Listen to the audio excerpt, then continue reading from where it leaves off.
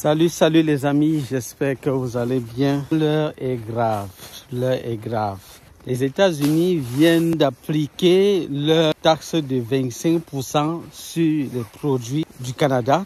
Les jours qui s'en viennent seront vraiment durs. Au Québec, on parle de 160 000 emplois qui pourraient être perdus. M. Ford a dit ce matin, dans 8 à 10 jours, il y aura des mises à pied dans les usines d'auto. Est-ce qu'il y a quelque chose sur la table aujourd'hui qui peut être annoncé pour les Canadiens, ne serait-ce que de limiter le délai pour avoir accès à l'assurance-emploi?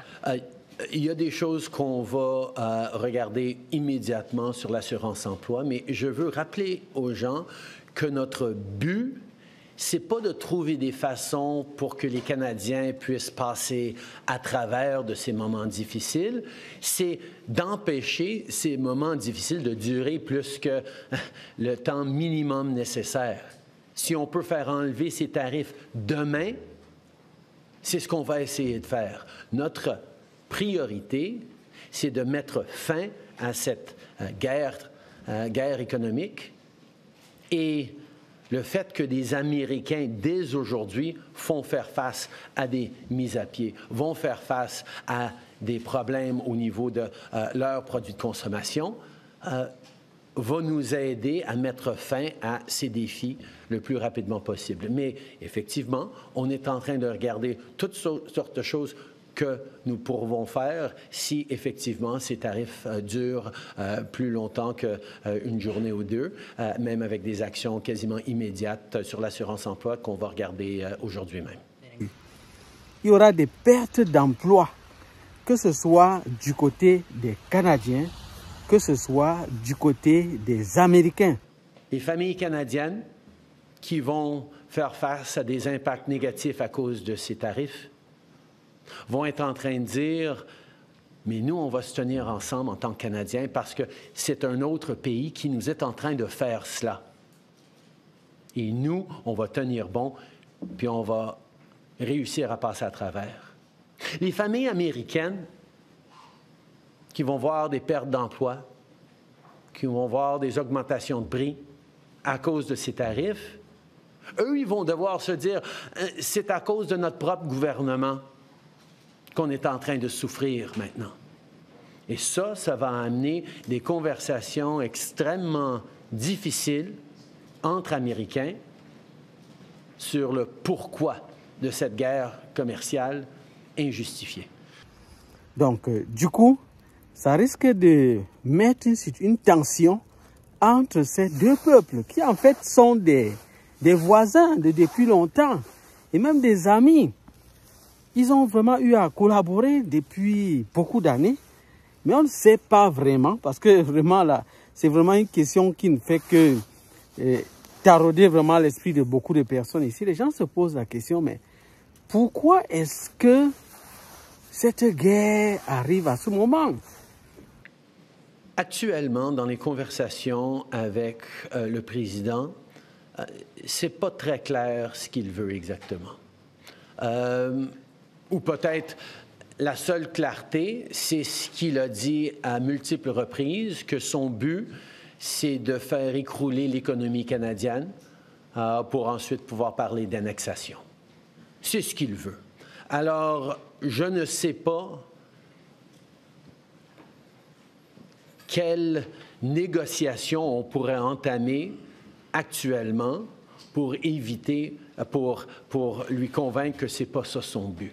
Qu'est-ce qui se passe réellement? Qu'est-ce qu'il y a derrière tout cela? Le Premier ministre a répété à plusieurs reprises qu'il est temps, à ce moment-ci, que les Canadiens soient plus que jamais unis. Lâchez pas. C'est le moment de redoubler d'efforts, de se tenir debout pour notre pays, de faire tout ce qu'on peut pour choisir le Canada, pour défendre le Canada. On va passer ensemble à travers des moments difficiles. Mais après vous avoir vu aller dans les dernières semaines, j'ai jamais été aussi optimiste quant au futur de notre beau pays, malgré tous les défis qu'on va être en train de vivre ensemble. Très unis. Parce que si, dans une situation pareille, les Canadiens se divisent. Et là, ça va empirer la situation. Alors, qu'en est-il pour ceux qui sont donc immigrants? Vous comprenez donc la situation également interpelle ceux qui sont au Canada et qui en tant qu'immigrants. Nous devons également nous battre pour être vraiment solidaires avec notre pays d'accueil. Le Canada nous a accueillis et si le Canada traverse des moments difficiles, nous, en tant qu'immigrés ici au Canada, nous devons vraiment être également solidaires avec tous les Canadiens. Donc, moi, je joins ma voix à celle de tous ceux-là qui sont arrivés ici au Canada, venant d'autres pays. Soyons vraiment solidaires dans cette situation avec nos frères canadiens, ceux-là qui nous ont vraiment accueillis, notre pays hôte. Soyons vraiment solidaires pour pouvoir traverser cette situation difficile. Parce que la chose la plus importante dans toute cette affaire, c'est que les Canadiens restent unis. Et c'est de ça que je parlais avec les premiers ministres des provinces et territoires cet après-midi, que l'unité de mission et de courage et de détermination dont les Canadiens vont faire preuve dans les jours et semaines à venir va être notre arme la plus effective. Les prix de certaines marchandises vont devoir augmenter. Donc, ça veut donc dire que le coût de la vie va encore être un peu plus élevé. Donc, du coup, ça risque d'être encore plus complexe. Autre chose également, pour ceux qui sont encore à l'extérieur du Canada, alors, moi, je vous dirais, pour ceux dont le processus est déjà en cours, bien évidemment, il n'y a rien à faire. Vous allez juste continuer votre processus, vous avancez. Mais pour ceux qui n'ont pas encore commencé, moi, je leur dirais vraiment de prendre un peu du temps, de réfléchir, de bien observer d'abord la situation, voir comment les choses avancent avant de se lancer rapidement. Pour le gouvernement, actuellement, c'est vraiment la stabilité.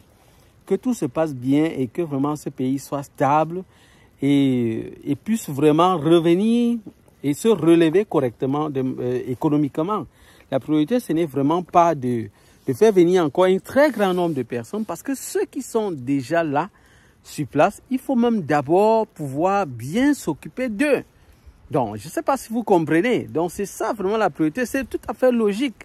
C'est tout à fait logique. On ne peut pas être dans une situation où ceux qui sont déjà là ne s'en sortent pas encore comme il le faut et on cherche encore à faire venir des gens en grand nombre. Donc, faites très attention à tous ceux-là qui vont vouloir vous berner, vous tromper, vous faire croire autre chose que ce que je suis en train de vous dire. Parce que nous sommes sur le terrain et nous sommes vraiment informés sur tout ce qui se passe réellement dans ce pays. Donc voilà les amis, c'était vraiment un message que je voulais vraiment vous passer. Et j'espère que ces deux pays vont s'entendre pour que la situation puisse changer. Voilà les amis, ce sera tout pour cette vidéo. Je vous dis à bientôt pour d'autres vidéos. Bye bye.